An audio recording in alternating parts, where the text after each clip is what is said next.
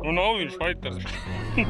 Čau visiem, mans vārds ir Lauris Zalāns un šis ir Bazara 0 ielās. Ir laiks iziet ielās un parunāt ar cilvēkiem mazliet par sportu un cīņām. Ejam. Es atvainojos. Gribēju pavisam ātri pajautāt. Kā tev šķiet, kurš no viņiem ir fighteris, cīnītājs, cīkstonis? Jā. Šits. Apakšējais? Kāpēc tas šķiet? Es nezinu, šis tāds pēc Teo1. Šitais, kurš no viņiem varētu būt fighters? Him maybe? Reik. Šitas ir Reiks, ja? Okay, from these two? Him. Šits tāds pēc fighter. Viņam ir jau sudraba sirds. Tas nebija mūziķis kaut kāds? Tu man pasaki? Okay, šeit.